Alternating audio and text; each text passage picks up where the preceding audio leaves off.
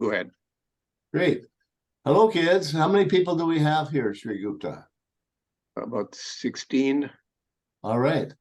Okay, my name is John Thompson. I'm a guy who, back in the late 80s, decided not to get old. I had just run across a book called The Fountain of Youth that gave a great prescription for that.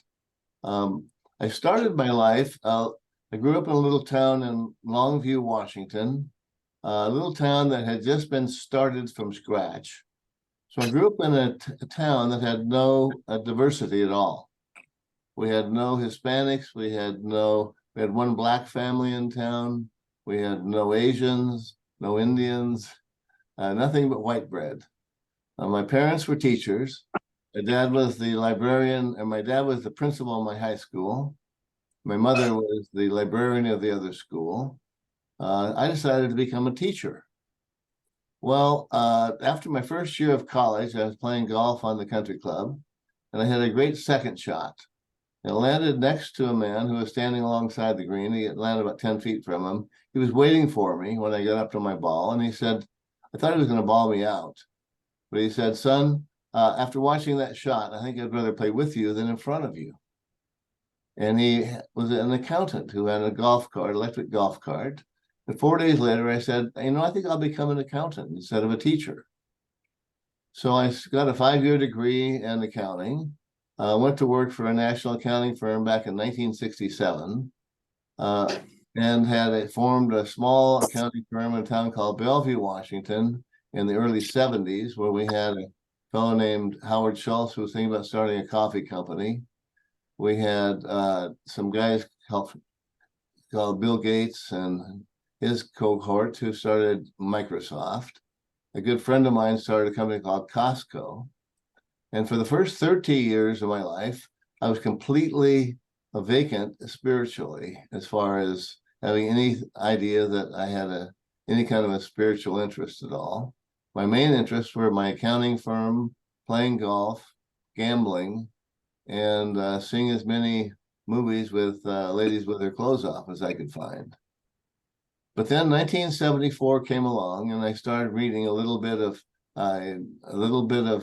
metaphysical books, including the autobiography of a yogi.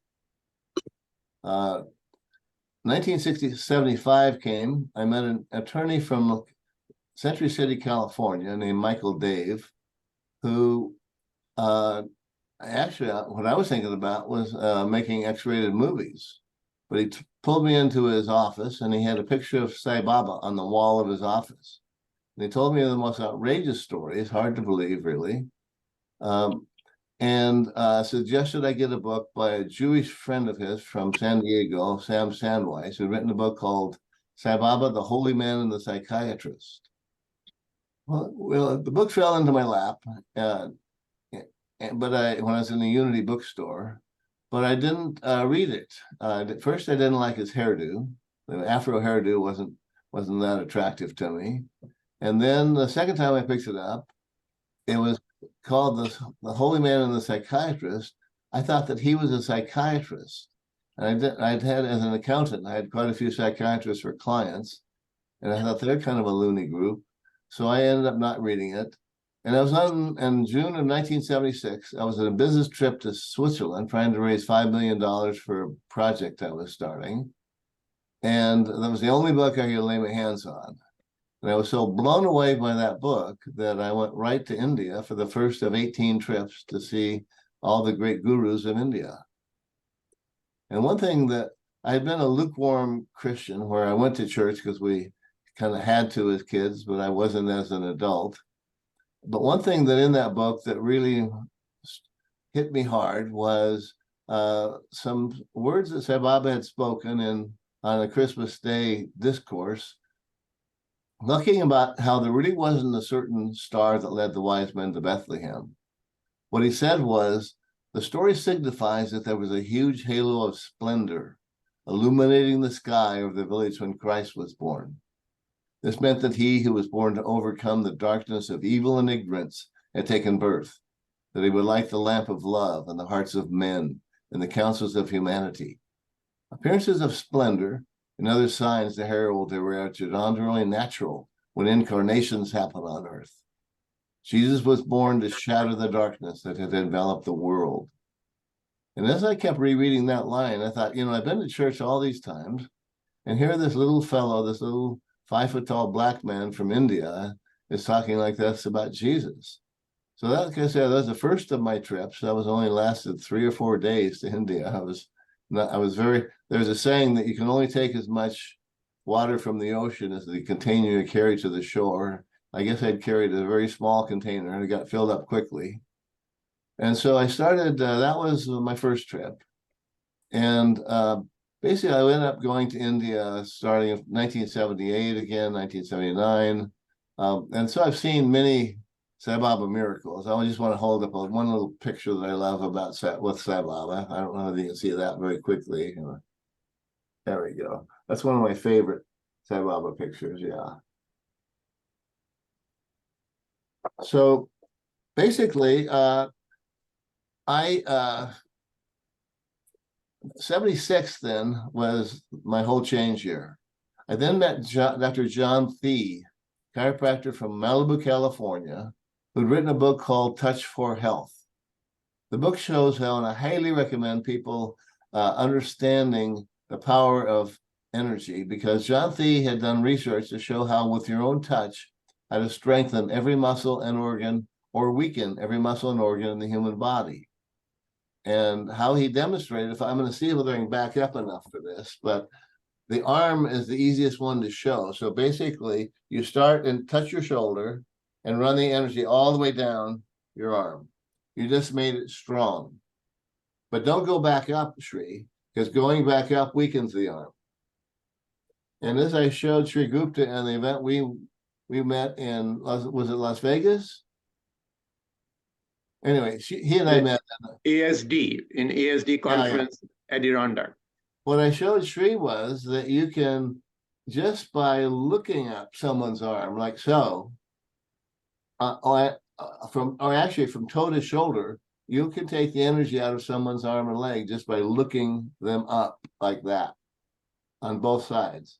If you want to protect yourself, and you don't have to even move your head that much.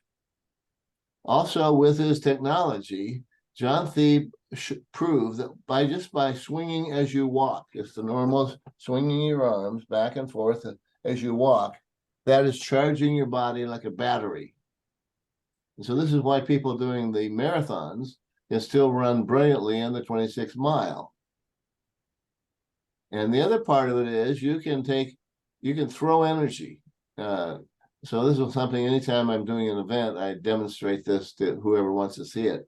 But throwing energy involves, basically, you can take the dogs, if there's a dangerous animal, you can throw a softball pitch without the softball toward that animal, human or otherwise, and it'll take their legs out from under them.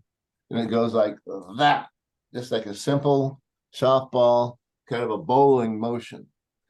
So this is something I've been doing for the last 47 years. I've never had actually to protect myself, but I've been showing it to people, including the Seattle Seahawks. So then I ran into Joe Graziano, a gentleman doing my grandmother's feet in Phoenix, Arizona. And he said, I'm a reflexologist. And you can cure anything by touching the right part of your body, and some are in the hands, he says. Well, I was a pretty skeptical fellow, and I said, well, that's easy to say and hard to prove. Well, he said, let's schedule an appointment for the next morning. So he's touching on my toes, but it's this spot on the hand also, right between the the first finger and the second finger, in the base there.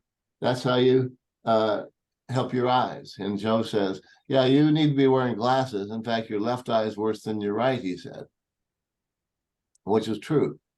He then touches the bottom of the arch of my foot, and he says, you got lower back problems, right, son? Excuse me. And I said, yeah, that's right. And he said, well, here's where you need to press to take care of that problem. And then he touched right above that. See, a crucial place. But kids, I highly recommend that everybody become their own reflexologist. It's the simplest healing system in the world because everything is in your foot. And when you press the correct spots, you'll feel a bit of pain. So right now, try, for example, pressing your thumbnail together, squeezing your thumbnail like this together, just squeezing that thumbnail. And then you're going right to sharpen your brain right now. And then you squeeze the other half of the nut, the other thumb. So that's one that people should be doing all regularly to keep their brain sharp so they don't let their brain fade. Another one that for most people, I'm going to hold up my hands here again, right there. If you press right there between your first and second finger at the base and squeeze a bit, you're going to feel some pain. If you don't, you're not doing it right. Do you feel it, Sri Gupta? Yes, yeah. Well, that's protecting the eye. For most people, that is a sore spot on their hand or their foot, that right between the eye. A lot of people get deaf by the time they're 80 or so. Well, if you push right in here, between the little finger and the next finger at the base, you'll be taking care of your ear. Try it right now. Right So here. Yeah, right in there. Right in this there. the little finger. Yeah, between the little finger and that squeeze there. Yeah, that's it. You feel a little pain, don't you? Yeah. I know. It's a sharp Well, ear. that's your ear. So the idea is, kids, start doing your own feet. Right now, I got my cat on me. Cleo, better get off, baby. The other guy who was blessed with having 5 different wives. And so right now, I'm very much intrigued with my relationship with Cleo and Clifford, my 2 wonderful little kittens who like being on my desk a lot. So, and kids, everything, as I say in the foot, a key one is right below your ankle bone. I don't think I can get my foot up here for the film, but right below the ankle bone, there's a soft area, and that's where your male and female sexual areas are. Try it without, just try putting a shoe off and then pressing right in the soft area, right below the ankle bone. Okay, come on, baby. Off my leg, off my.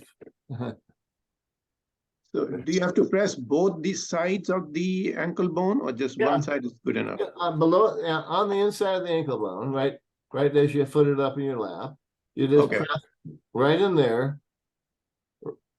I can't really. Yeah, it's not easy. You have to. You have to bring your computer down, right? Get right there. See where I'm. If you can, that's my foot. Little higher, yeah, almost.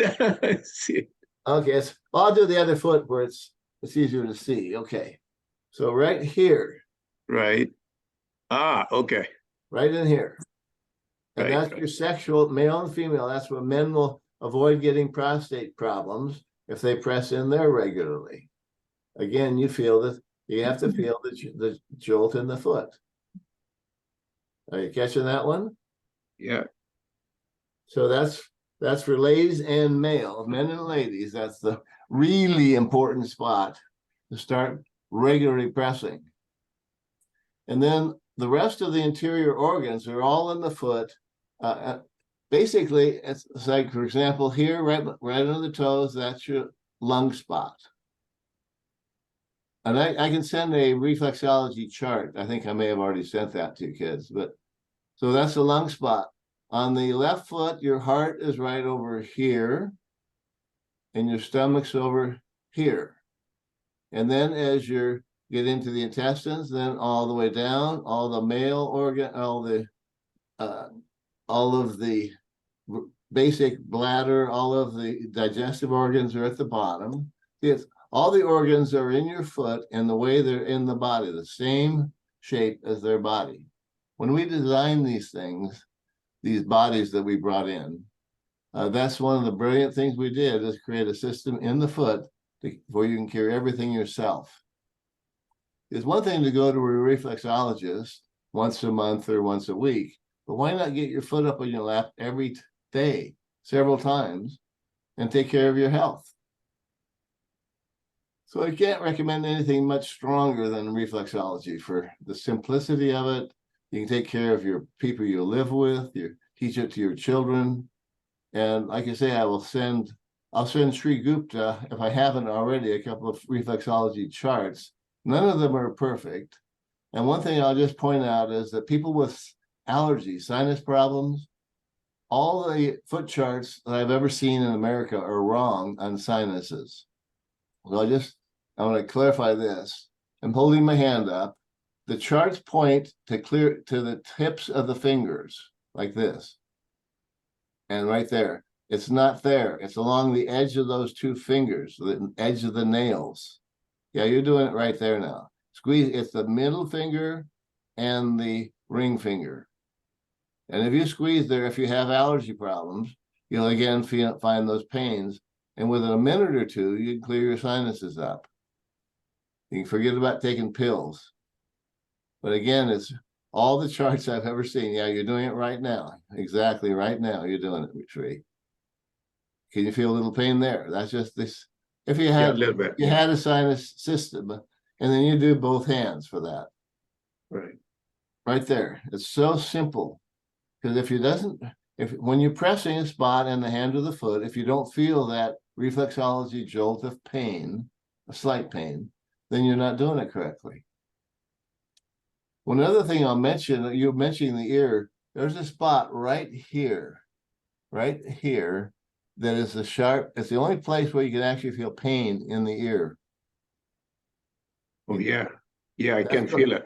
That's a brain point. That's a magic brain point. How they do it in India, let's say you're about to give a talk, you would go in, you're kind of crossing, you're pinching that spot and going.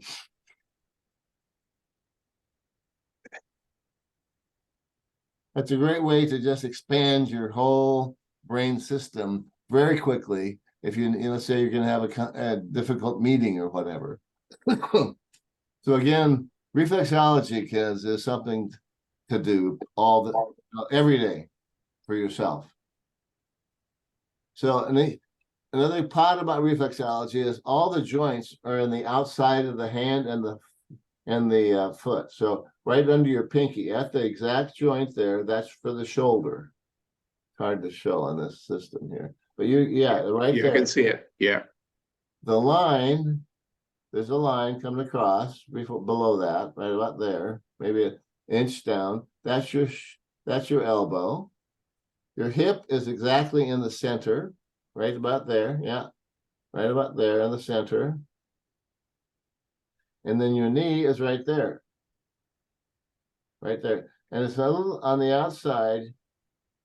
And a great way to do it is, let's say that my little wallet's the edge of a table. You can go in like this. So when I'm on my computer, I'm pressing that spot because I'm working on my right knee these days, right there. So I'm pushing that on the edge of my table, right, my computer table.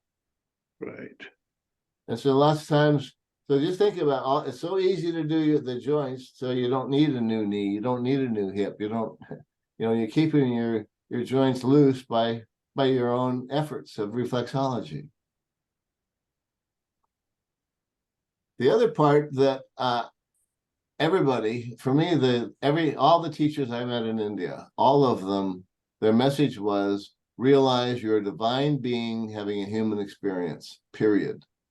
Self-realization is that simple. All of them, in fact, all of them most of the gurus I've met have either adopted the mantra, the guru, or the mantra, so hum or hum so. Yogananda taught it hum so, Nityananda does so hum, Sri Sri Ravi Shankar is teaching so hum, and then Sai Baba taught so hum. With Sai Baba, there was a group of Swedish men one day at the ashram in about 1980, and I was sitting right alongside their group, and Baba called them in for an audience, and so I ended up going in along with them. And after doing some miracles, Sai Baba says, the rishis are in the forest. What are they doing? He says, they're breathing. What are they breathing? They're going, so hum, so hum, so hum. What does this mean? He says. Then he analyzes the Sanskrit root of so hum to mean, I am God, I am divine. Someone says, Swami, how often should we do this? He says, there are 24 hours in a day. You breathe 21,600 times every day. Very soon you know that you're God. Very soon. So for me, self-realization is that simple. Realize who you are, period. In fact, that's why my walking mantra is so hum. So I'm kind of walking along, hitting left foot, so hum, so hum. So it's something just to see. You think about it, all the religions have a 2-syllable breathing mantra. Jesus.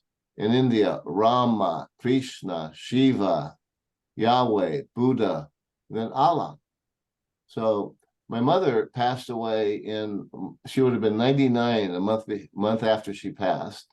But I had taken her to a workshop with Sri Ravi Shankar, the Art of Living workshop. And Soham was the pinnacle of the breathing practice. And how he taught it, how he did that, he would have you do 10 longs breaths where you're hearing, you're not saying it, you're hearing.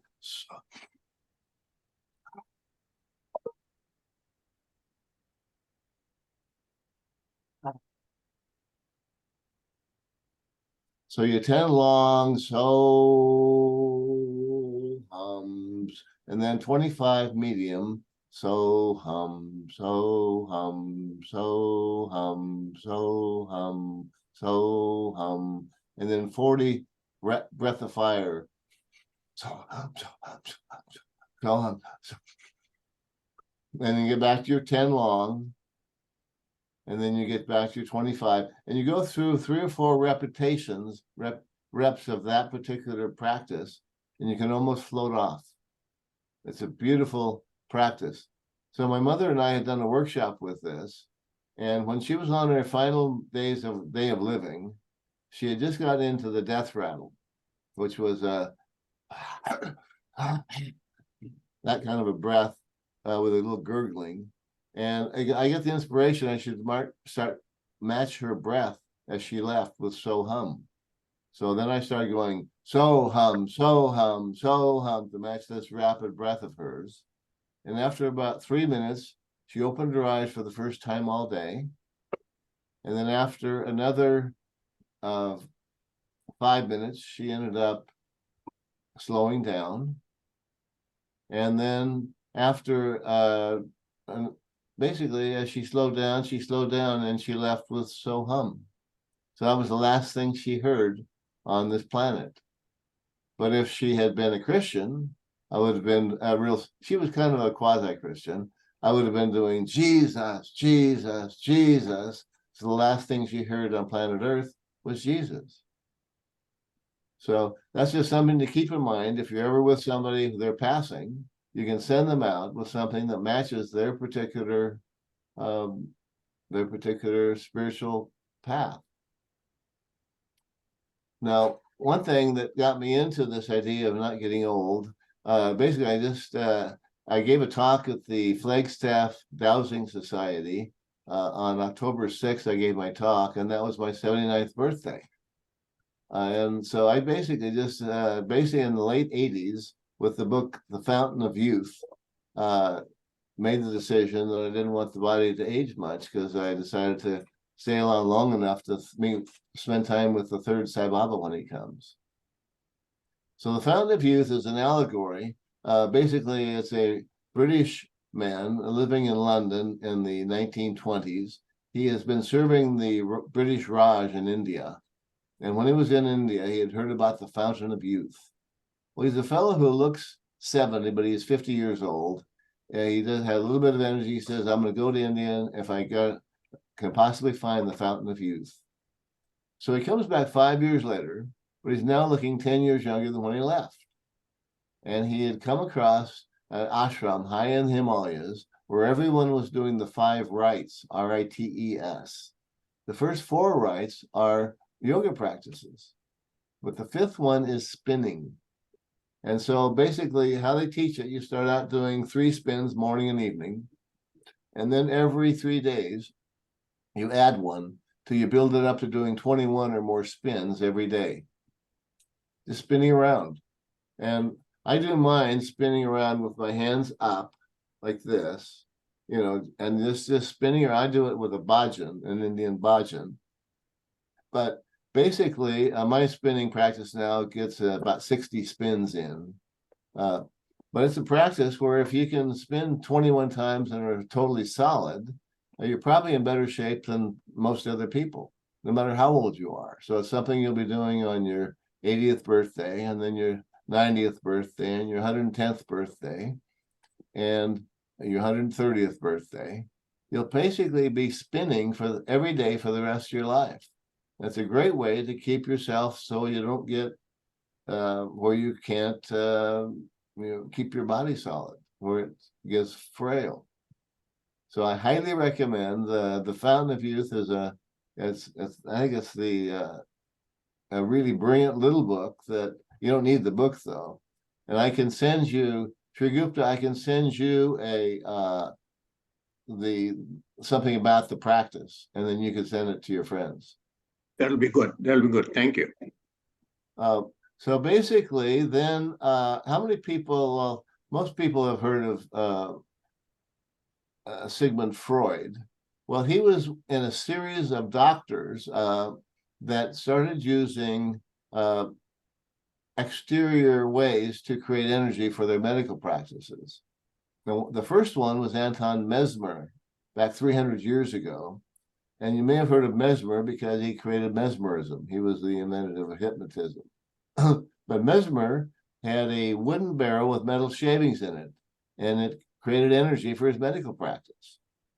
And now 50 years after him, another German doctor, a brilliant man named von Reichenbach, he was one of these fellows who was brilliant at everything, and he improved upon the work that Mesmer had done. And then it went dormant for a while until Sigmund Freud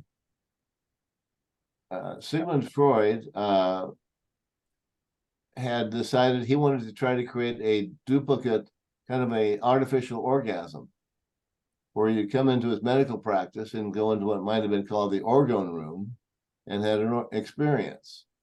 Well, Dr. Wilhelm Reich joined Freud in 1920 after getting out of medical school after World War I, and he became the right-hand man to Freud. But they worked together for about 7 years trying to make this happen, and nothing did happen.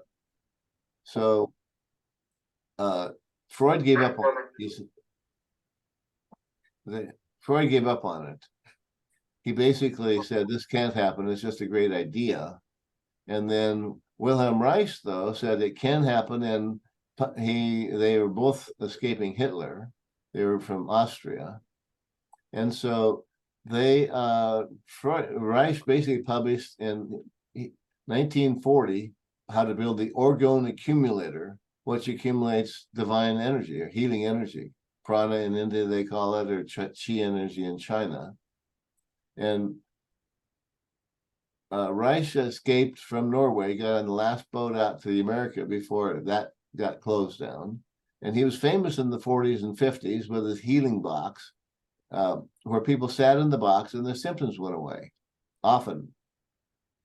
But he also noticed that when people went back to their normal lifestyles, often their symptoms came back. So Reich was very much on the bad list of the American medical establishment because he didn't charge people to sit in the box. And they got a lot of articles came out about this strange Dr. Reich. And so basically they got the government go after him in 1953, where there was an injunction issued. And he went to court. Well, he actually wrote a letter to the judge where the conclusion was, I refuse to appear before a body that by its very charge has proven its ignorance in matters of natural science. And that got him into a series of court cases that led to his going to jail in 1958, where he died. Well, then along came another Austrian named Karl Wells, who wanted to make it portable, so he called it Orgonite. You may have heard that term. And then a couple from California started putting crystals into this to make the best, basically balance and practice and protection devices. And then a wizard from California named David Bobrowitz started crushing crystals, and he ended up making the strongest Orgone energy product on the planet. So I worked with David until COVID came, and David gave up his practice. And so now that's the product that I market now under Mother Earth Orgone. And that's why I go to basically 3 events around the country every month. Usually most of them in the Northwest, but things like the Dowsing Society or even the, and because I publish children's books, so I go to the Montessori teachers events and have a product that protects you from all the waves like cell phones and microwaves and computers. So that's part of what I, for my own healing and healing other people. The next thing I want to say is I highly recommend that people start drinking kombucha tea. Kombucha was first recognized historically going back to 2,100 years ago in a place called the Forbidden City in China, where the commoners thought that the royals were immortals because they were drinking what they called the elixir of immortality. So Dr. Kombu, he was a healer from Japan, he got a kombucha starter from China 1,700 years ago, and then introduced it to Japan and Korea. And it got named kombucha because that was his last name was Kombu, and cha means tea. Even in Russia, Joseph Stalin was quite fascinated with kombucha because he noticed that the soldiers from certain regions in Russia, where they weren't, even though they were drinking and smoking like all the other soldiers, they weren't getting cancer because they were drinking kombucha. So I've been doing this. I was basically, as I mentioned, I became a children's book publisher at one point. And it's actually the worst business in the world. So you meet a children's book publisher, you know the person is mildly insane. But anyway, so as an accountant, basically to support my expensive addiction to publish children's books, I started managing apartments in Oklahoma City in 1989. And I got up to forming enough groups to we bought 11 different projects with about 1,000 units. So I was going there for a week every month. I was playing golf on Saturdays with a guy named Bob, who was a cab driver, and another friend of mine. And Bob has emphysema. He had pure white hair because he was a heavy smoker. Well, somebody gave him a kombucha starter in the spring of 1994. And over the course of the summer, his emphysema went away. And then I noticed by the end of the summer, his hair color was starting to change slightly. So I got my first starter in October of 1994. And within 6 months, my cholesterol had fallen from 305 down to 220. And my good cholesterol went up 15 points. And my hair cutters thought I was dyeing my hair. So I've been drinking kombucha steadily for the last basically 30 years now. And during that 30-year period, I think I've had less than 2 weeks off where I didn't feel good, a total over a 30-year period. Because if you're drinking kombucha, you tend not to get sick. It's antiviral, antibacterial. And so it's just such a powerful thing to do. You can now buy it. When I first started doing kombucha, if you ran out, it was $25 a bottle. Well, now you can get 8 bottles, 18, 16-ounce bottles at Costco for $13. And every store pretty much in America has kombucha now. You cannot, all the Safeways, all the grocery stores, everywhere, almost everywhere you go, you can get kombucha now.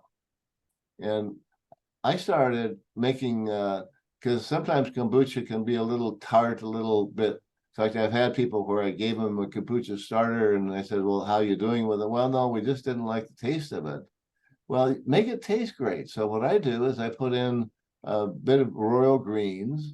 I put in some collagen peptides. I might put in a Zip Fizz or for vitamins and flavor. And then maybe some cranberry juice, something to where you make it so it tastes fabulous to you, and then start drinking it as often as possible. Yes, I hear a nice thumb up. Yeah, from yes, Patrick. Good. Yeah, basically, you just don't get sick, and you cannot. It's against cancer. So if you have anybody in your life who's in a cancer, they get cancer in their family, urge them to start drinking regularly kombucha. It's so simple. And so many people, that you hear about also, every family practically has somebody who's had cancer. So it's just something to put into your everyday practice. So I'm going to make sure that I haven't. Well, I'll tell you a couple of interesting. Let me tell you about some of my favorite gurus now. I'll take a moment here. One of my favorite gurus is Amachi. I'm going to hold up a little picture of her here. She's the hugging saint. So basically, she goes all over the world. She'll show up and give thousands and thousands and thousands of hugs to people. But she's a divine being who lives in the farthest east tip of India, Kerala. And she was, for me, all of these great gurus are close. Like Sai Baba, who materializes things every day. He would just whirl his hand, materialize things. He materialized a necklace one time for a woman, and he says, "Give this to my sister." Well, a couple of weeks later, the woman is at Amachi's ashram, and Amachi immediately comes out and says, "Where is my necklace?" So these people are in touch. Amachi, I highly recommend you get a hug from her if you get a chance for that. And then Ravi Shankar is a real sweet, and he's also from South India. Here's him. He was the secretary for Mahesh Yogi, who came to America with transcendental meditation. And Ravi Shankar created a breathing practice called Art of Living, but it involves the Soham mantra. So again, that's a highly recommended guru to get to know. And another one that's quite amazing these days, a young one, I'm going to show you a couple of little photos of this gentleman called Paramahansa Nityananda. Can you see this picture of him very much? There we go. Yes, yeah. Well, Nityananda, I met him when he first came. Actually, I helped bring him into Seattle I met him in the year 2003, and I was able to spend quite a bit of time with him. His goal is to help more people become illumined than anybody in history. Right now he's starting a new country. He's found an island off of Australia, and he got tired of dealing with the Indian government. In fact, I think he had a little bit of a fling with a Bollywood actress or something like that. But anyway, Nityananda is brilliant. He's teaching children to have cities, yogic powers, kids who can read minds. He's do all kinds of practices. He's teaching from the youngest to the oldest, and he's very funny. If you get a chance, and he's got an website where you can just spend time. You can see talks from him every day on those websites that are for free. But he would start out as odd. He was a very entertaining young man. He became illumined. He was finally able to leave his house. His mother gave him permission to go to the Himalayas when he was 16. And he was in the Himalayas, meeting all kinds of interesting gurus and sages there. And then he ran into Babaji, the eternal avatar. And Babaji said, Paramahansa Nityananda. And for a while, Nityananda, his name, that wasn't his given name. So he thought that was the guru he was supposed to look for. But it turned out that was him. And he would start out his audiences. He would say, "No one should sleep during any of my audiences. This is more for my benefit than for yours. A small story. A taxi driver from Chennai arrived at the gates of heaven the same time as the preacher of the gospel. St. Peter first said to the driver, says, 'Sir, what did you do on earth?' I was a taxi driver from Chennai. 'I see, sir. Well, you shall have the silk robe, the gold staff, and the first class accommodations.' 'And sir, what did you do on earth?'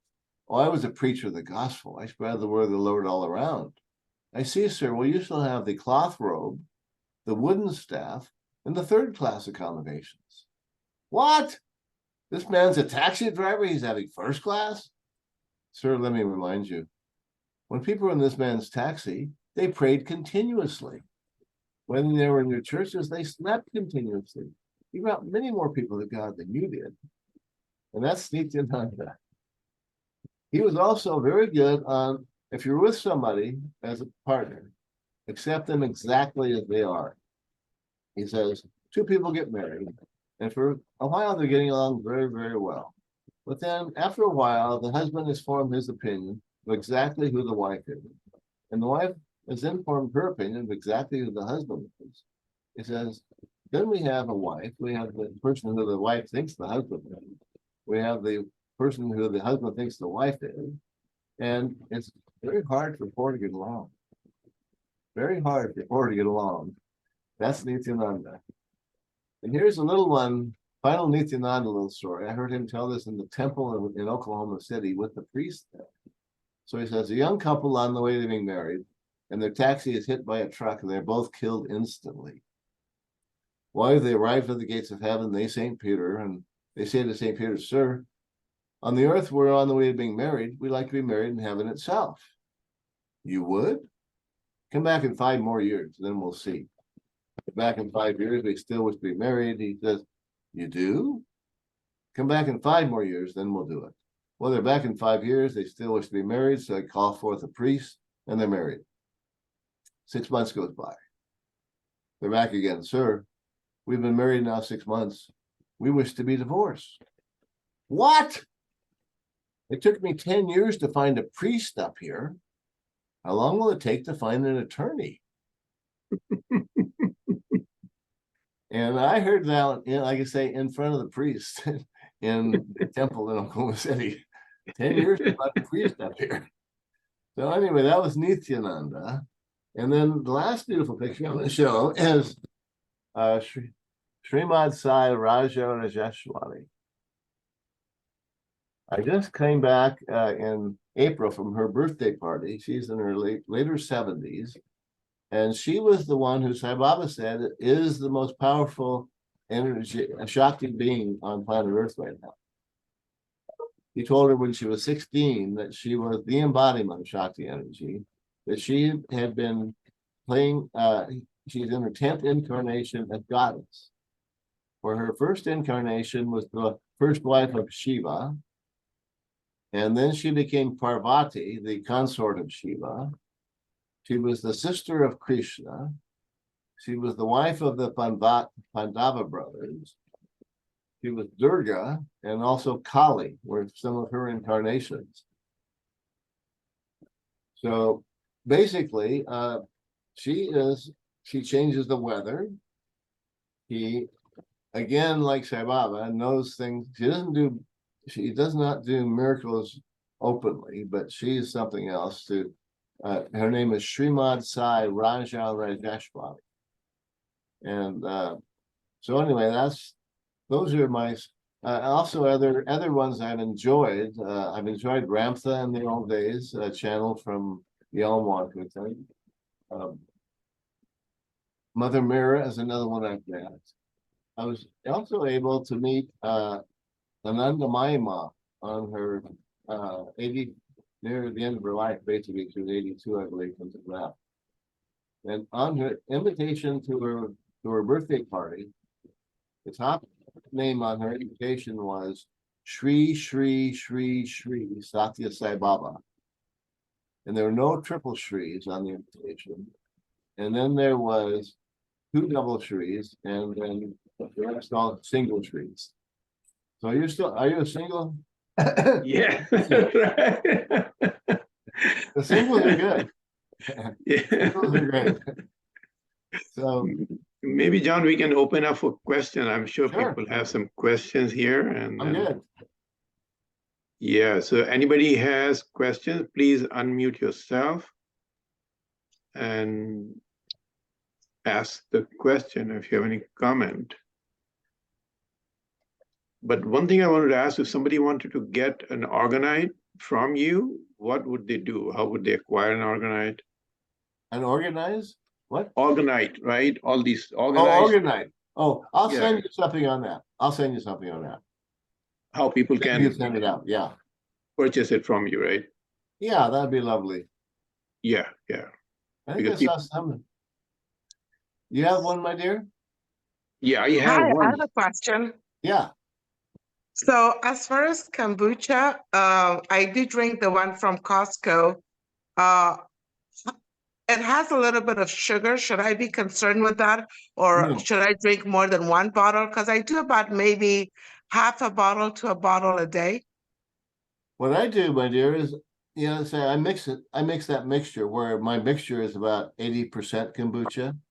So I drink actually 2 bottles of that a day, and Okay, only one solid meal a day. Because I have okay. spirulina and that solid. So I put in that nice royal greens, which is a lot of solid greens, and then the collagen. That's what I do. Because basically you tend not to age much when you're drinking kombucha. Okay, thank you. Thank you. Yeah. And then the other question I have, as far as you had said as your arm, if you move it Don't go back up downward, though. Don't go back up. See, every time you go up your arm, you weaken it. so Yeah. we go at once? Yeah, just That's one it? fine. And you can even look down your arms. What about the rest of the body? Is it just the arm or anywhere? Well, his book shows how, with your own touch, how to strengthen every muscle and organ in your book and your body. The book is very complex. He was named the chiropractor of the century for that book. So I just showed you the arms and legs. Those are down from top to bottom. Every other muscle and organ is identified in the book. So, John, if I do this once, do I do it often throughout the day? I tend to look down again, you can just look down your arms. It does the same Wow. exact thing. And your legs. Let's say that you have a relative where they're kind of trapped in a chair because their legs aren't working too good. Well, just their own eyes looking down. That's the third eye, not your Oh physical. my God. Amazing. It's the And third the eye. last question that I have is about the brain. You had mentioned if you walk this way, That just charges the body that's charging the body. you don't have to close your just like it doesn't matter. The Wow. normal, you just swing, just like your body. So your mom never hired somebody to teach you how to run, right? We are born knowing how to, and the running involves the swinging. That's why like I say, the person doing a marathon, because they're very well tuned bodies, but they're also swinging the whole weight to keep charging. But half the people where I walked weren't swingers. They had their hands in their pocket, half their coffee cups, cell phones, ladies with purses. All these reasons people walking around the park weren't swinging, and they weren't getting much benefit from the walk. Amazing. Thank you so much for being here today. Sure. We greatly appreciate what you have shared. And then keep in mind, kids. Oh, I also highly recommend growling and screaming are very great ways to let stress off. So you get in your car, best to do the screaming in the car with the windows up. But also the growling. The growling is fun to do, even in front of a mirror. So here's what my growling practice is.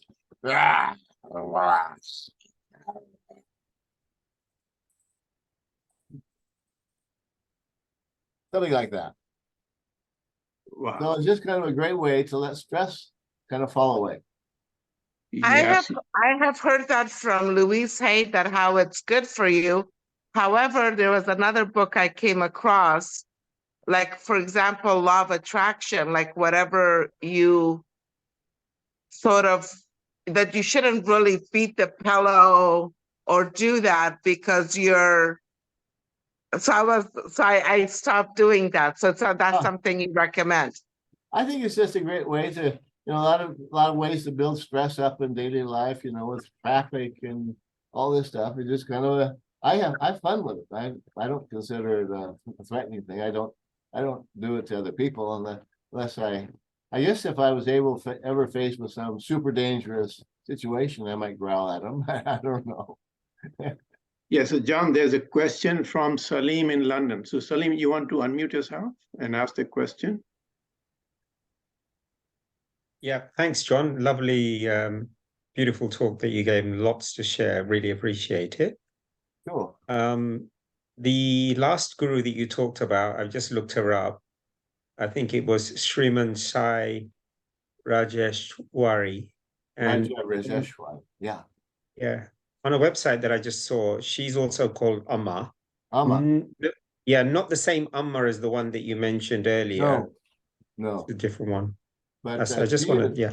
She's a powerhouse. Boy, I met her back 40 years ago. When somebody at Baba's ashram told me about her, and I went down there, but I'd kind of basically after I stopped going to India to see Sai in 2003, Sai Baba started channeling through a man from Ottawa, Canada.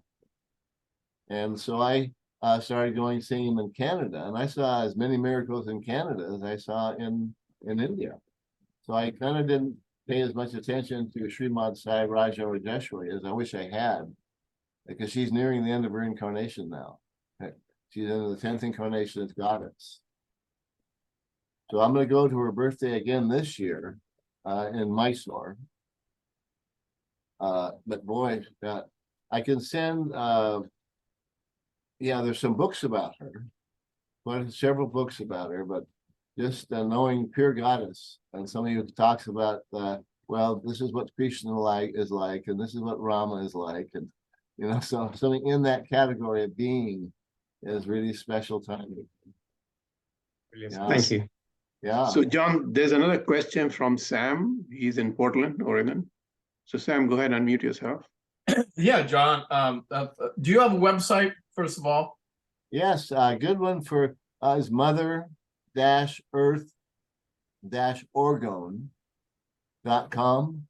That's one website.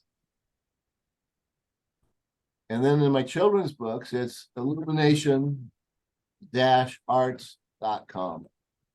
So we published 35 or so inspiring children's books through that.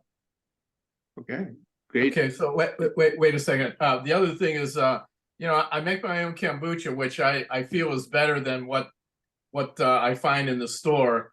And my son, he drinks it like water. I mean, I can't make enough of it, Good. So, there have been some people that were concerned, children, hey, they should probably not have that. And I'm going, no, I don't think so. I think it's okay for children. It's okay for everyone, so basically it's think about how many times kids get colds and all this stuff. Well, your kids probably don't. If he's drinking that much kombucha, I bet he doesn't get the things other kids are getting, right? True. Thank you. Why not have something that keeps you healthy? Exactly. And so, by the way, while you guys are coming out, I'm going to make sure that I didn't forget something in the Orgone history, truth, Helen, mantras. I think you covered everything that you sent the list. Oh, isometric exercises, kids. Strongly consider doing isometric exercises. An easy one to do is this. Can you see my arm here? No. Oh. You got to stand up or something. Just pushing down on the wrist and then up with this one. So you're fighting against each other. You're lifting this arm up. Try it, Gupta, Sri, so I can see what it is. Yeah, I can see it. You're really struggling against each other. Then you shift over and do the other one, pushing down at the wrist and up. It's a great way, without using weights, it's a great way to do weightlifting. And you can do the same thing with your legs. So you keep your, like my biceps are at 79, my biceps are better than they were when I was in my 30s or 40s, because I started doing this. Right. It's a great way. Think about how many ladies end up with, and men too, with flabby back arms because they don't have a practice. You can watch television. Last time I do most of my exercise watching TV. And you don't have to worry about dropping the weights. Anyway, that's one thing I highly recommend. Okay, and I think I sent you my recommendations, so I think I've covered it pretty well. Yeah, so thank you so much, John. I mean, I've heard you before, but this time, because it was a repetition, I think things have started sinking in much more. Yeah, So I picked up much more I'm gonna this send round. I'm you sure them. others as well. I'll send you a few things that you can pass out to your group. Yeah, I'll send it on to you. Reflexology charts and yeah. Yeah. So thank you so much. Yeah, many blessings, kids. Yeah, thank you so much. It's been over an hour that you have been Oh, talking. I'm wow. going to stop recording now. It went fast, didn't it?